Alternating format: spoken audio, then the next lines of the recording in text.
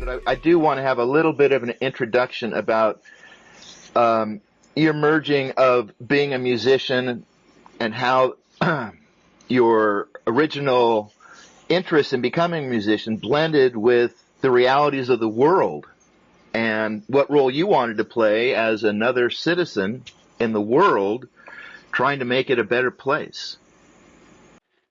I grew up playing music. My parents are both classical musicians, so I was raised on music, on classical music, and then at the age of 12, I went to a summer camp in Western Massachusetts called Row Camp, which was run by a Unitarian minister who was also an anti-nuclear activist.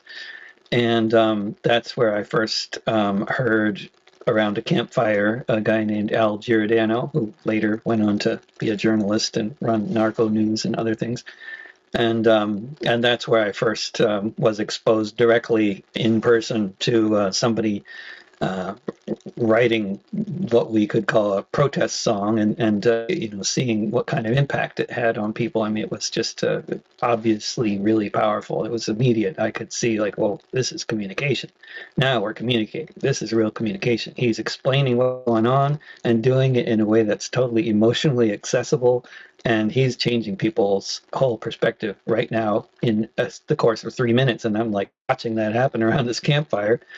And yeah, that hooked me. I was hooked from then on. It's not like I decided at the age of 12, this is what I'm going to do with my life, but it was definitely an immediate, like, wow, this is impressive. This works. I like this. You know.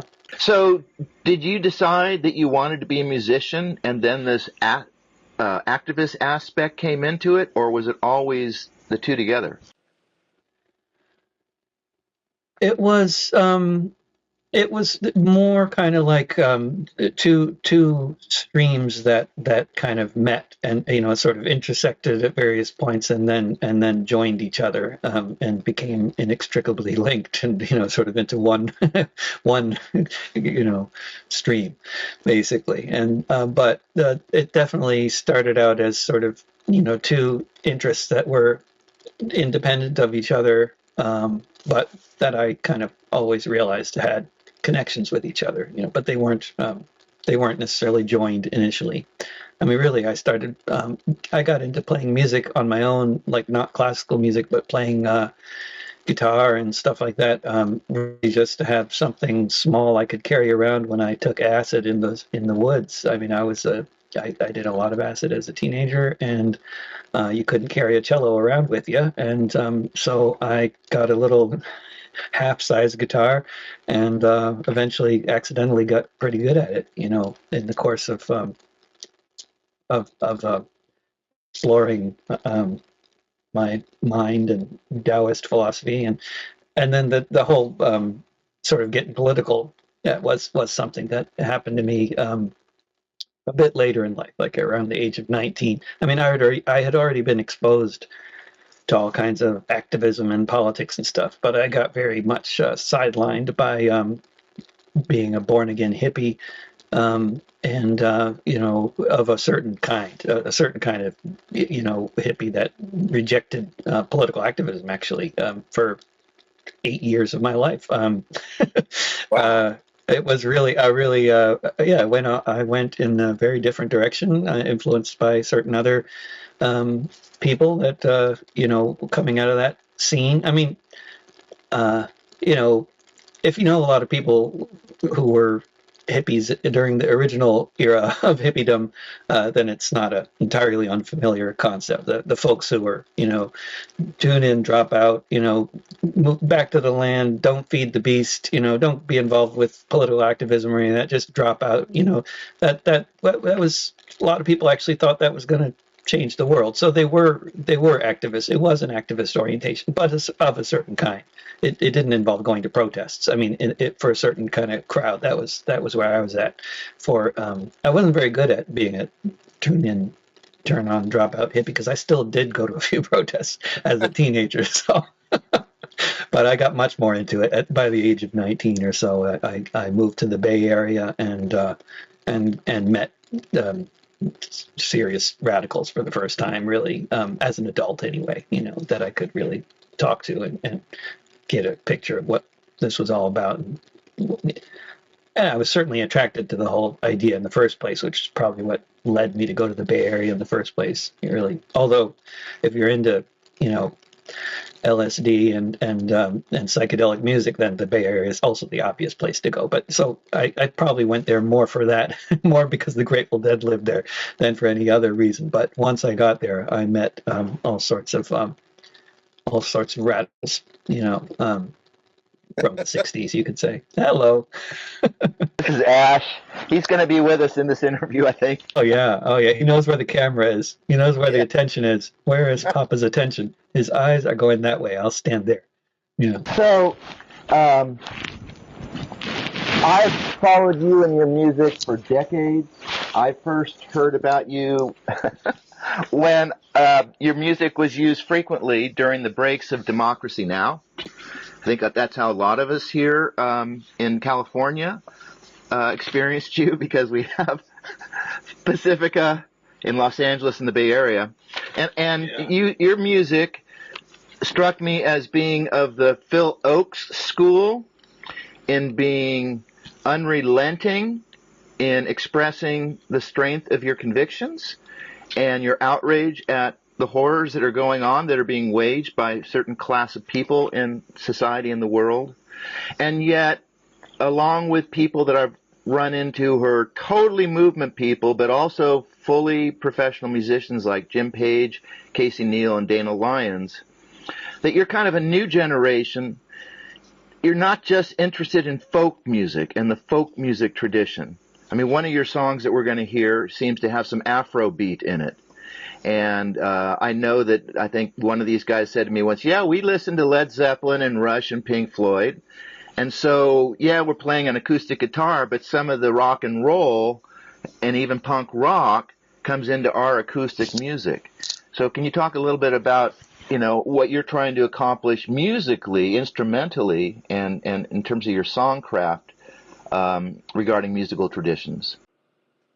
Yeah, I mean it's a big juicy subject right there, and I mean I am a huge fan of and friend of Jim and Dana and Casey, to take three spectacular examples of great songwriters. And I would have to say, not to speak for them, but I can speak for them in saying that they all reject genre, just as I do. And I'd say that all of us are very influenced by all sorts of different musical traditions. I mean, Jim has been tremendously influenced by all sorts of rock and roll, and you could, anytime somebody plays Dana tremendously influenced by mariachi music to country music. Casey certainly has a massive punk rock influence. All of them, are basically guys playing acoustic guitars, and so we tend to characterize guys with acoustic guitars as playing some kind of folk music, but that's just that's the star culture, how it does that, and it's the music industry too, and the way it kind of created genres for things, and it decided in the early '60s that if it's a white guy with an acoustic guitar, then they're folk music, But I think there's at the same time as all of us reject genre and are tremendously influenced by all sorts of other music, in my case certainly including Afrobeat. We're also all very much coming out of the folk tradition as well. And all of us are tremendously influenced by artists like Woody Guthrie, Pete Seeger, Bob Dylan. Hugely, all of us for sure. And I am too. And I don't know if I'm more like Phil Oakes than any of those as far as my songwriting style. That might be true. I wouldn't say that makes me more folky, but it could be true. I think I tend to write sort of overtly, specifically topical songs a bit more than any of them do, and they're all another way to put that is all of them do metaphor better than I do. I mean, it depends on how you want to look at it. Well, I also think about Howard Zinn when I listen to your music. And you seem to have an extremely deep, passionate desire to tell history stories in a modern context. You won't just there are some of your songs where you just like tell the historical situation, but often you bring them together with what's going on now and situations now. So you seem to see history as I do, as a really important tool for straightening out the national dialogues on what's going on in reality. Have you had this passion for history? And that's where I would compare you to Phil Oakes when he talks about, Dominican Republic and things like that. You're educating people about things often that they knew nothing about, and often about situations around the world and groups of people in struggle that most of us know nothing about. Is that like your cause? Yeah. Amplify that for people? I mean, I just think that history is just such an incredible source of knowledge. I mean, it's such an incredible source of knowledge about history, obviously, but every one of those, so many of those stories from history have so much bearing on the present day, and there's so much to learn from history about the present day, and that's a statement made by people who are fans of history probably far too often, and it sounds really trite, but it's completely true. If we don't know history, we are just walking around in a three-dimensional world, and we're completely lacking that fourth dimension, and that fourth dimension of time is absolutely vital. This world has been around for a while, and things have happened, and if all we know about what's happened is what we heard from our friends or maybe our parents or what we read on the news, then we're just it's an incredibly limited perspective on what, compared to what you could have if you actually read some history. I mean, that I've learned so much from just friends, about what happened during the parts of the 20th century that I wasn't around for. But, I don't know anybody who I never have known anybody who I could talk about the 19 teens with. They were all dead, before I ever had an interest in the 19 teens. I've known lots of people I could talk about the 1930s with who are now all dead. But, I never knew anybody I could talk about the 19 teens with. And I certainly have never known anybody I could talk about the 19th century with. But the 19th century was at least as exciting as the 20th century in terms of history. I mean, it's amazing, an amazing century, that behooves people to know a lot about, and when you mentioned Jim Page and Dana Lyons, for taking two particular examples, I mean, Jim Page's songs like Heroes and Survivors, and Dana Lyons' songs like Turn of the Wrench. I mean, for me, that was like some of the most spectacular, learning about historical events. I mean, in the case of Turn of the Wrench, only very recent history. It just happened when I first heard the song, only a few years earlier, but, it's still history, and it was a hidden history. It was something you never would hear about other than unless you heard his song or you happened to live in Minnesota in the 80s, you would never have known about the bolt weevils that he wrote that song about. And certainly, I did know about the Choctaw famine, but prior to hearing Jim's song about it. But I mean, that song, among so many others he's written, are just such great examples of this whole tradition of telling a story from history in a way that really, really viscerally brings it alive, and brings it alive in an emotional way. Like, it's the closest you can get to being there, I think, is when it comes to history, is to hear a song about it. And then you can get a lot more information from books, but to really kind of transport yourself into the what hopefully might be the mind frame of people that were there, I think a song is the most potent form of communication and storytelling. Well, you pay tribute to the people you sing about, and they deserve that kind of tribute. You also turn them into human stories. You're not just reading about some characters in a textbook. You're telling a story as if you're talking about people in Gaza right now and what this particular family is dealing with. And that is so moving, David. You have a real gift with that. I wonder if you could talk a little bit more about the human how you respond to the human scale of all these crises, as well as understanding the economic theory behind it and militarism, imperialism, and class war and all that kind of stuff. Your songs aren't. I've never heard any of your songs talk about that stuff too much. Right. I think it's best to avoid,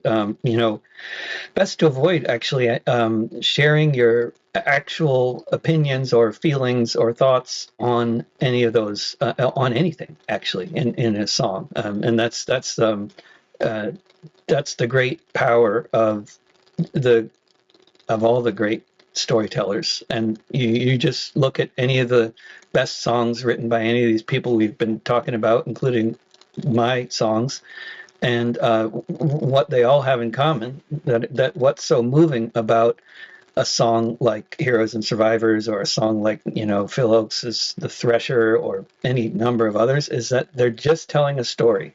And they're not actually you definitely get the impression of this person has some feelings about this story, what gives the audience the power, the ability to really hear the story and really process it and make sense of it and feel, what it feels like, and really, for the words to go straight to the emotional centers of the brains of the audience, and work its magic. The way that happens is the storyteller does not tell us what they think or what they feel. They just tell the story. And then you can infer all sorts of stuff from the story. Of course, so much you can infer from the story, especially if you have some kind of idea of you read more on the historical context that the song is written about. Then there's a whole lot more you can learn about it and infer from it and all that. But basically, the story is just the story. It tells a story, and that's all it does. And so it may be that by the end of the song, all that people know is this thing happened, but what they get from the song is the feeling about why this matters. And the reason they get that is because the story is being told in a song, and the songwriter is not telling them what to think or what to feel. Because if you tell them what you think or what you feel, that translates for an audience as you're telling them what to think or what to feel. And that's why people have a negative association with political songwriting for the most part, because most political songwriters, especially when they're starting out, make the terrible mistake of telling us what they think or what they feel. And by doing that, they kill the song and they make it useless and ineffective. So, so much kind of, I don't know, there's so many different genres where this can happen, but you can think of any, whether it's a punk rock or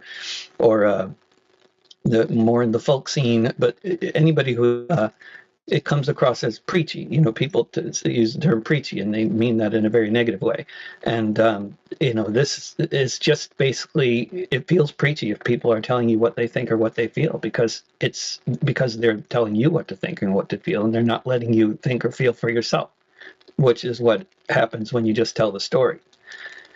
And I assume that all the other songwriters who are really good at this already have come to this conclusion and realize that's what's working, is that they're just telling the story. I don't know, because I haven't heard, it's not like there's a textbook that I know of where they say, like, if you want to be a good songwriter, don't tell us what to think or what to feel, but just tell the story. But you can see that people like Jim Page, has realized that a long time ago. I learned it from him. I mean, not that he ever said that, but I learned it from his songwriting. Sure. Well, you mean rather, instead of don't tell, show, or something like that? Yeah, just tell the story. Like, I mean, you could just take any of my songs that is about a historical event and look at the lyrics and try to find any adjectives. I mean, you'll find very few of them. I'm just describing what happened. Of course, what happened is it's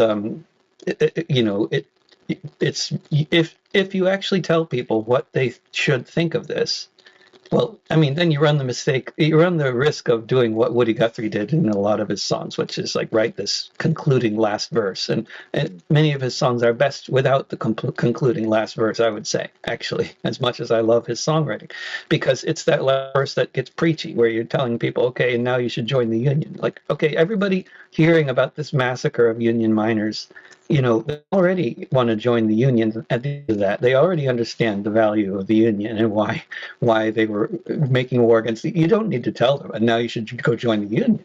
That's taking it a little too far. And there's a lot of songwriters, I think, who do better job than that, because they figured that out. And Jim Page is certainly one of them. You just don't need to wrap things up with this neat little conclusion. Just tell the story.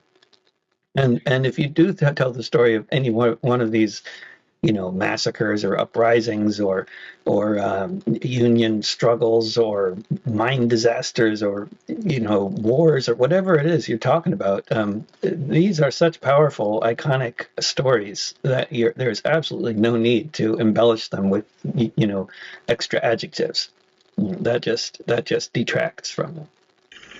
Well, we live in a mediated culture, and I think one of the reasons people on the left and liberals and independents and conservatives are failing to run this democracy is because we've all crossed a threshold where too many people are spending too much time in mediated reality, so that they lose touch with what's going on in everyday consensus reality. And people, when they're our age, who are like 20s now, they're going to look back on the people who they spent their lives with day to day, and they're going to be people like Taylor Swift.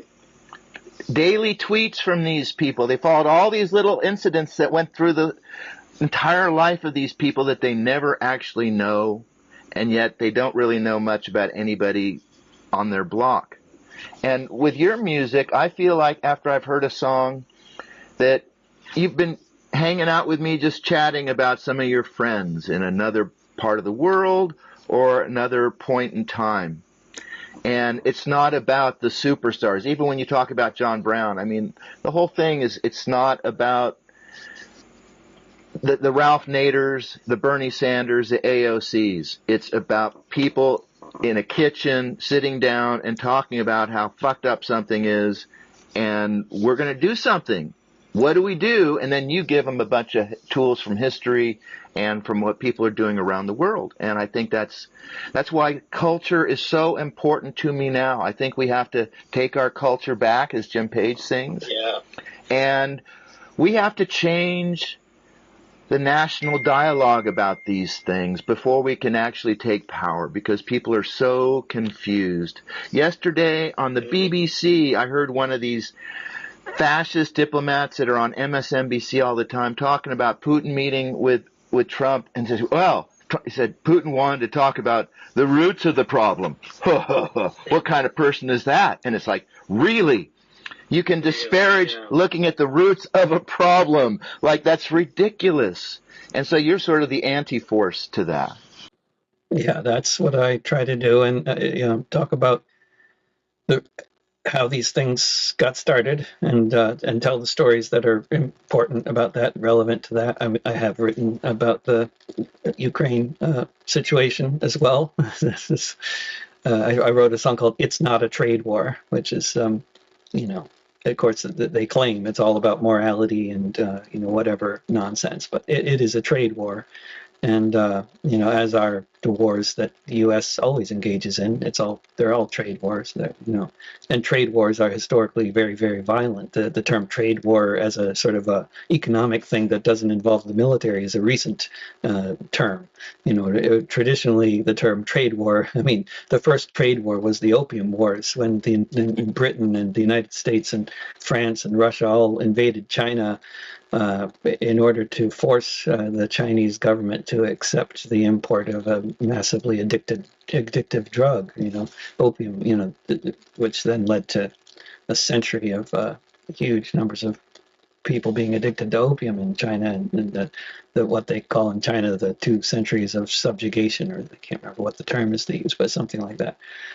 And it's people people know the history, and you can learn it in a few minutes. Sometimes the really salient bits that you need to know, like, I mean, just talking about the trade war, the opium wars. I wrote a song about that called Trade War. I mean, it's just you just describe, but you don't need to say what you think of it. I mean, the British invaded China, killed 20,000 people, completely destroyed two cities. And in response to the Chinese government ordering their military to burn 20,000 crates of opium that had been illegally exported to their country. And, you just tell that story, and also just number 20,000 crates of opium. I mean, you get some kind of an idea of just what kind of project the British imperialists were engaged in here, turning Indian agriculture into poppy cultivation and then sending those poppies to get China addicted to opium. I mean, what an evil empire. Talk about evil empires. And the British, my goodness. There's nothing evil that they haven't done to China, let alone to Ireland and any number of other places. Yeah. But yeah, these stories, you tell the story, and then it's it's a powerful.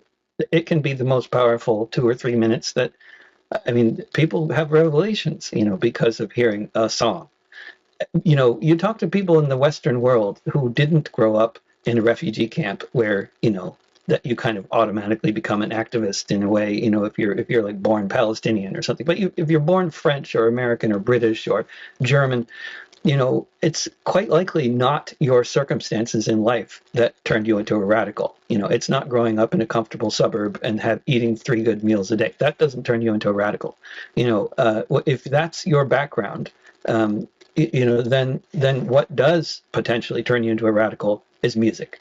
And if you talk to, of course, books can do it, lots of things can do it, but you just try talking to radicals from the United States, Britain, France, Germany, places like that, wealthy countries. Talk to these people. How did they become radicals? Most of the time, or at least half the time, by my experience, and it may be that I have a biased, view given my situation in life, but half the people I talked to, it was music. It was either folk music, hip hop, or punk rock that did it to them. Yeah. Well, speaking of the different genres that you guys pull into your music, you can do something that the early folkies couldn't do with just their acoustic guitar. Someone like Pete Seeger would be on the stage and he'd be very polite and challenging in his rhetoric a little bit, but he'd be playing basically a nice little pop tune. Well, what you guys can do, and maybe this is the Led Zeppelin influence, but you can create musical soundscapes that evoke sensations, feelings, disorientation, that embellish what you put into your lyrics, like in this first song, As the Bombs Rain Down. That's how we start this. You are going to go into David Rovics' music, and we're talking about the bombs raining down. Tell me about that song a little bit. As the Bombs Rain Down was the first of the songs that I wrote about the ongoing Israeli genocide of the people of Gaza that began basically the day after October 7th, 2023. And I have now written 64 songs on that subject. And As the Bombs Rain Down since October 23, I've written 64 songs about Gaza. And the first one I wrote was As the Bombs Rain Down. And that particular recording of it, that the video comes from, was actually the second sort of studio recording of the song that I made, which was in February last year. I spent much of the month in France with a bunch of wonderful musicians from all over Scotland, France, the U.S., Australia, and making an album, and that was one of the tracks from the album, which is very much just about reality in Gaza at the time, and which has not changed since then, other than getting worse. So who are you playing with, and where did you shoot this? It looks like it's in an attic or a bedroom or something that's been converted into a studio or a jam pad. Yeah, we spent, we actually rented a house in France near Toulouse where the French musicians we were working with all live. And then it connected to this house, which was a 400-year-old sort of farmhouse kind of place. Beautiful place. Everything was falling apart actually, but it was still really beautiful. And the next to the house was a barn, which apparently we weren't originally necessarily supposed to be using, but I think we got permission to use the barn because the barn turned out to be like the perfect place for setting up all the recording gear where we recorded everything. So we had there were some folks filming while we were recording, so that's because the Greg Weiss, the sort of producer of the project, had intentions to make videos, in the first place. So while we were recording, he was encouraging people to, who were not involved with the recording, to keep making videos of everything. You really don't edit in camera so much. And is that you Turkey or IU Turkey? Yeah, U Turkey is their name. Yeah, it's a funny spelling. I don't remember the history of how they ended up with this weird band name, but yeah, U Turkey is the name of the band. Okay, so that'll be a cut, and that's where we'll go into the video. Come on, Ash. Sit down someplace.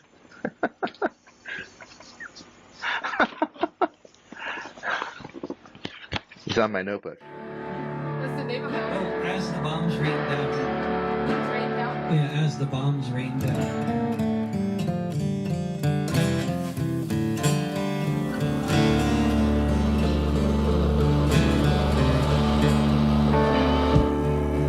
Hear the drones above your head. What were the last words that she said before she joined the thousands dead as the bombs rain down?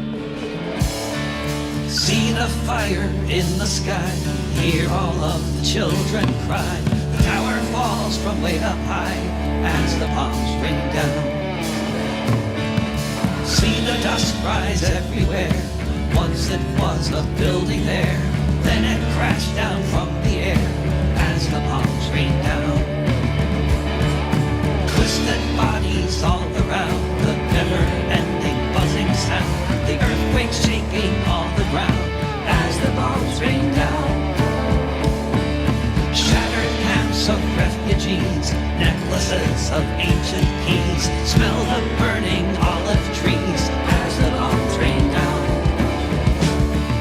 See the homes, apartment blocks, see the mosques reduced to rocks, feel the awe and feel the shock as the bombs rain down. See the sewage in the streets, mixed with blood beneath your feet, for the sonic boom repeats as the bombs rain down. See the darkness of the night, no power for the lights, but the explosions are so bright as the bombs rain down. Nothing left but rubble strewn, nothing rising but the boom of the next one's coming soon as the bombs rain down.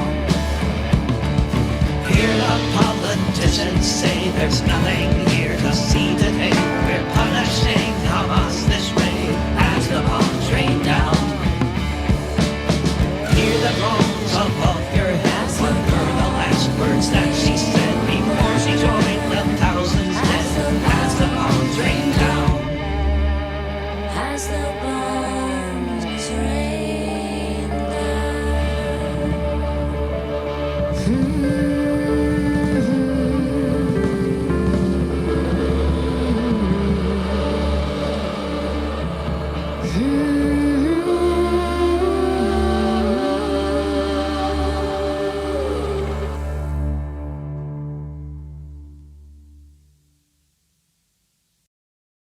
So you wrote a song about 1492, but it's a pretty unusual take. It's not really about Christopher Columbus discovering America. What's that all about?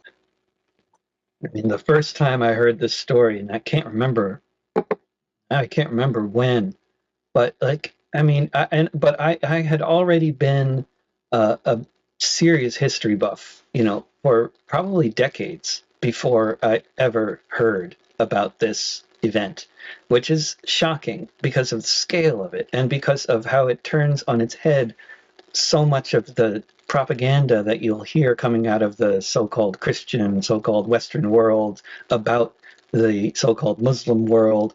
I mean, the reality that we have largely written out of our historical record in terms of the minds of the vast majority of people in the West anyway, is as Christopher Columbus was leaving the Mediterranean heading towards North America, he had to take little used shipping routes to get out of the Mediterranean, because the normal shipping routes that people would normally take to leave the Mediterranean and get through wherever that strait was to get out into the open ocean, they were all clogged with the Ottoman Navy, because Sultan Bayezid II had sent the entire Ottoman Navy across the Mediterranean from west to east to Spain to rescue somewhere between 400 and 800,000 Spanish Jews who were taken back to the Ottoman lands, to Palestine, to Turkey, what is now Turkey,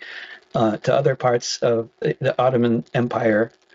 And in an edict the Sultan gave to all of his subjects, he said, "You should welcome these people as your own. Welcome them home." There were laws in the Ottoman Empire about who could serve in the military. You had to be Muslim to serve in the military, but it was an empire. It was a place where there was a lot of acceptance of people of different religions, ethnic backgrounds, languages, which is quite evident today, even, all over the Middle East. This is why you still have so many different ethnicities and languages and all that all over the Middle East, unlike in Europe, where there were, during the 1,000 years during which there were crusades and inquisitions and pogroms and huge, huge numbers of people killed for being of the wrong religion. By contrast, in the Ottoman Empire, they were telling everybody to live together, rescuing hundreds of thousands of Europeans from death. And, and it wasn't just that episode either. Throughout the course of hundreds of years, every year, there were thousands of Europeans fleeing Europe and heading to the Ottoman lands just for economic reasons, as well as for, safety reasons, because they could live there and farm and just be taxed once a year and actually get services for their taxes. And unlike in Europe, which was just ruled by despotic kings and, the Dark Ages, which lasted for so long, which were very dark, it's because of authoritarianism, Yeah. Yeah, if I have my ancient history right, too, that the ancient Israelis, the ancient Jews, when the Holy Land was taken over by the Assyrians and Babylonians, that they did not put the iron fist down on them. They were actually very inclusive about them being able to continue living their lives and practicing, their cultural and religious practices. So they actually, we always think about the pogroms, which of course are important lessons and were terrible and are terrible as they continue. But there's also traditions of different cultures working together. We're not all divided by our ethnicity and religions and skin colors. That's not the history of humanity. That's just a part of it. It's just a part of it. It does dominate much of the past 1,000 years of European history. Mass executions, mass expulsions. The Crusades, there were many of them. There were inquisitions happen in many different countries. The witch trials happened in many different countries. The pogroms happened in many different countries. Europe has been a mess for a long time, but I think it's really important not just to highlight the movements in Europe that have been all about solidarity and everybody getting along, and socialism. Europe was also the birthplace of socialism. But, I think it's also really important to point out that there's the rest of the world And while there's been a lot of conflict, based around religion and ethnicity and stuff like that, that hasn't characterized life for humans around the world all the time by any means. And one really important thing people look at the Ottoman Empire, and if they know anything about the empire, they know about the Armenian genocide at the end as it was falling apart, and that was absolutely horrendous episode and genocide. The Ottoman rulers made the Kurds kill the Armenians. Horrible stuff. They killed 1.5 million Armenians. They engineered the whole idea of shoving thousands of people into a cave and then gassing them until they die. I mean, that's where Hitler got the idea from for the gas chambers. But that does not characterize Ottoman history prior to World War I. I mean, prior to them being attacked by all these Western countries and ultimately defeated, prior to that, and it was only because of that they got into this whole thing of the enemy within and the Christians kill the Christians and all that. Before that, they weren't killing Christians. Christians were safe in the Ottoman Empire for over 1,000 years, and so were Jews. And they lived prosperous lives, neighbors with their Muslim neighbors. And there were not, the life in the Ottoman Empire was not at all characterized by conflict, just the opposite. It was characterized by people getting along. In fact, the whole Mediterranean region, for people from other parts of the world, for a very long time, there was no concept of Europe. First of all, it wasn't even a concept until very recently. It was just like there was the Mediterranean, where all the intelligent people who knew about math and writing and lived these prosperous lives and all got along. And then there was the places where things were more of a mess. As far as like the way what we call now Europeans, the way they would have looked at the world like 500 years ago. The Ottoman lands, the Mediterranean lands, that's where people lived well, and that's where civilization was. As far as and there was a lot of actual reason to say that, because they were living more civilized lives in the Ottoman Empire compared to places like Spain, France, Germany, England, where they were engaging in these horrible crusades for hundreds and hundreds of years. We're going to do 1 foot off to the side, 1 foot up like this. We're going to do thumbs inside the fist and on the hips. Straight back. You're going to bow, but you're going to keep your head facing.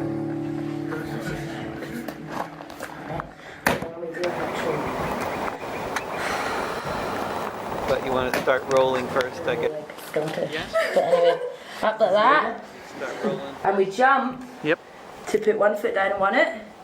And then you jump again, tuck it back. In 1492, Colombo crossed the ocean, only one of many harbors that would then be set in motion as his men cut limbs of arrow wax and burned children at the stake, plundering a continent for God's sake. In 1492, when King Ferdinand won Granada, he passed a law known as the Edict of Alhambra. It was as the landlords wanted, as his gracious God had willed, that any Jew in Spain had 3 months to leave or else be killed. 800,000 Europeans became refugees and headed east across the Mediterranean Sea.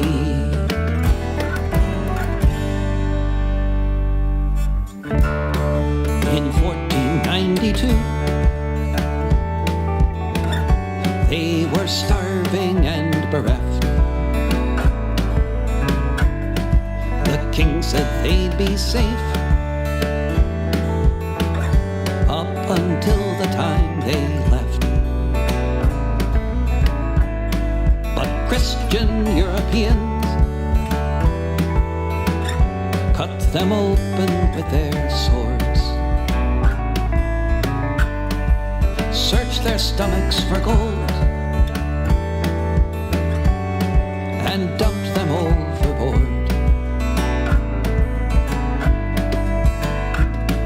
And 800,000 Europeans became refugees and headed east across the Mediterranean Sea.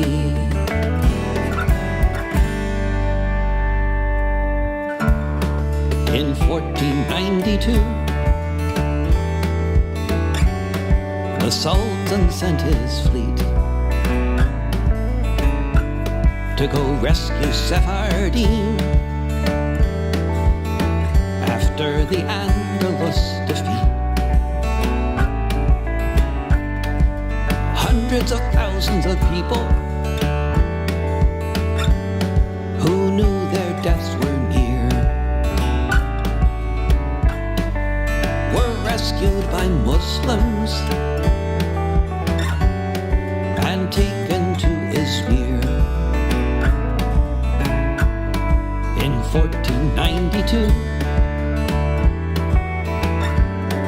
the Sultan said that's fine if they'd impoverish their kingdom just to enrich mine. The Sultan also passed an edict. He said, welcome home. Now treat your new neighbors as if they were your own. And 800,000 Europeans became refugees and headed east across the Mediterranean Sea. And headed east across the Mediterranean Sea.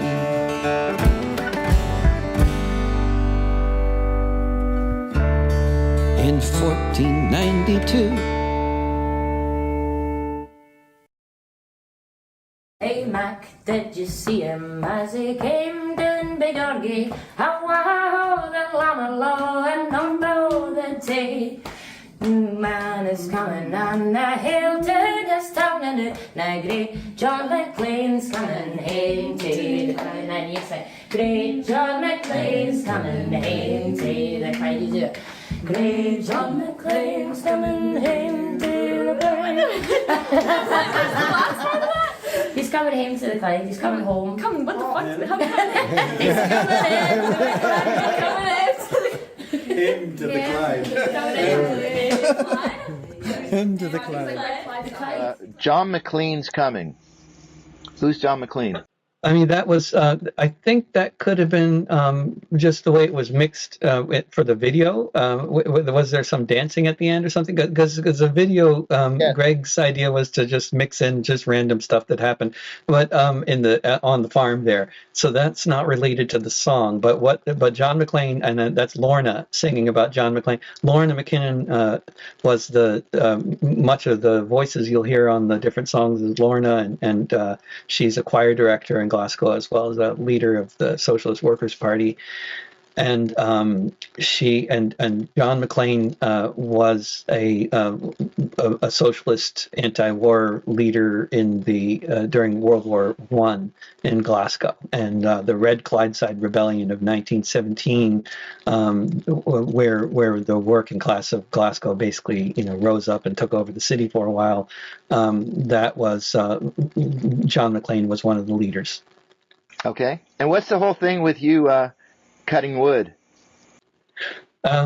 So, well, we ended up at this house first of all, I love cutting wood, and I love wood stoves, and I grew up with one in the countryside of Connecticut.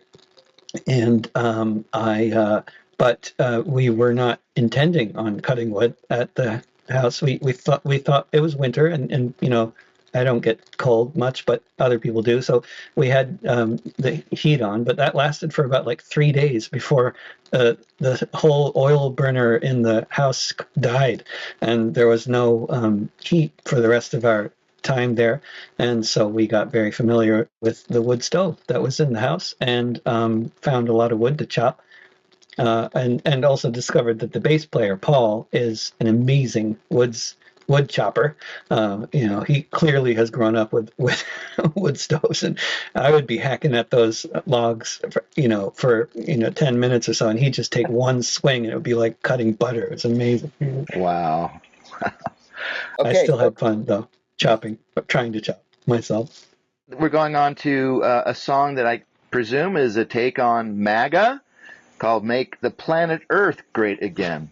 What's the story of that one? Yeah, so I wrote that during Trump's first presidential campaign, which of course ended up being successful, or I guess that was his first, in 2015? Yeah. I got elected in 2016, and he was saying, make America great again back then too. And of course, his idea of making America great is it's a very strange one that has nothing to do with most people I know in terms of what they think would make the country great. But I thought, to make the planet Earth great again would be a nice twist on that. That's the place I'd like to make great. But also, not the way he wants to do it, though. It's a nice anthem. And also, here you start to take on the billionaires. What do you think we need to do to make the planet Earth great again? So, I mean, a lot of things, and I've been criticized for that song for not being that imaginative about things that we might do to make the planet Earth great again. It's pretty low-hanging fruit that I mentioned in the song, like taking the billions away from the billionaires. But that would certainly be,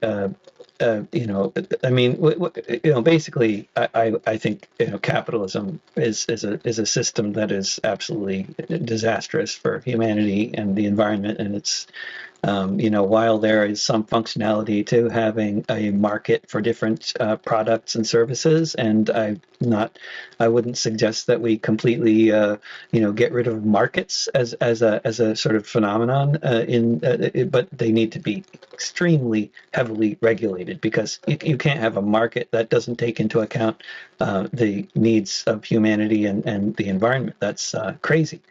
So rule by the dollar has obviously been an abject total failure, and of course capitalism under billionaire rule is even that much worse. I mean, capitalism, even the textbook version of capitalism is massively problematic. But the version that we've ended up with a handful of billionaires controlling the vast majority of the world's wealth, and outright owning about half of it, and controlling the vast majority of it, and controlling so many countries. I mean, it's this. Democracy could be a nice thing, but capitalism doesn't really work with democracy very well, and certainly oligarchy doesn't work well either with democracy. So, I would say low-hanging fruit again, but certainly overthrowing capitalism and instituting an economic and political system, or systems that are oriented towards taking care of the planet and the people on it. That would be a massive step in the right direction, because it's certainly not what we got now in the United States or most other countries. We have a system that it's designed to make the rich richer and screw everybody else, while throwing them enough crumbs that they don't revolt. Yeah, exactly.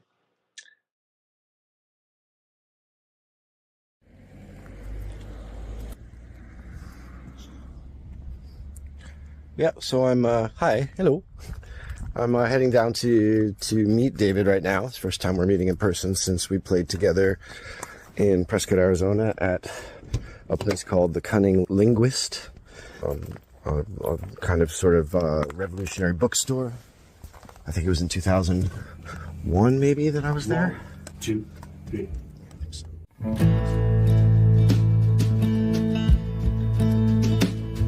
We could tackle the economy first, get rid of all the billionaires, set the system up so that instead of hoarding, people share, make housing, food, and healthcare basic human rights around the world for everyone is how we'd set our sights.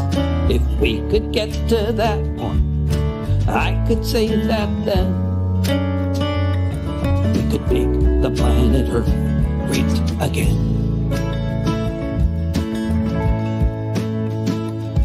With human rights around the world, there'd be no refugees, no safeguarding your homeland from terrorists overseas, no need for a border wall, no jobs to protect.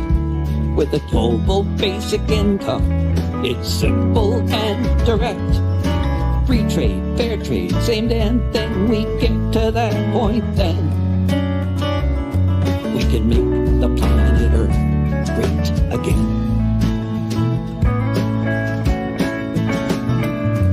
We could take on other issues like the survival of our race, by which I mean the bipeds on this floating rock in space, the most invasive species anywhere around, the one that keeps on burning everything that can be found, the one that will get it together in the nick of time and then make the planet Earth great again.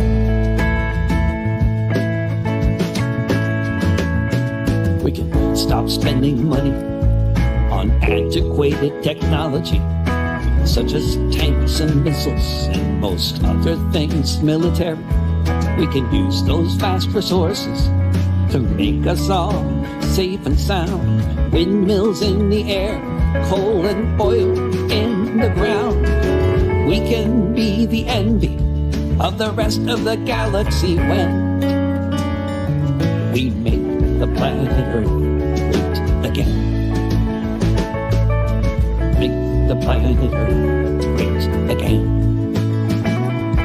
We make the planet Earth great again. Okay. I have it. I don't. Rather than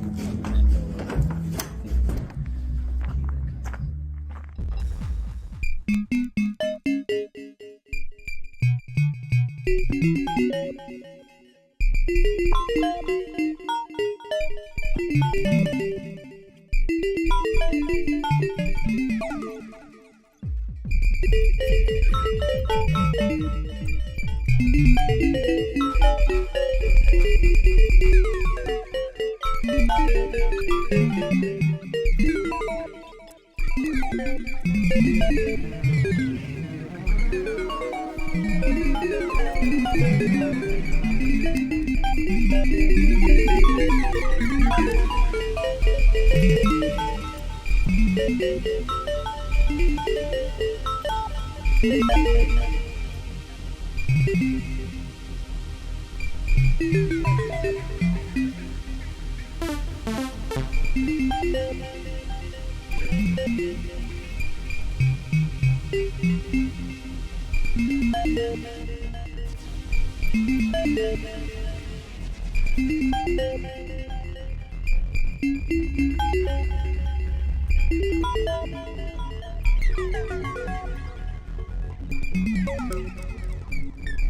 you.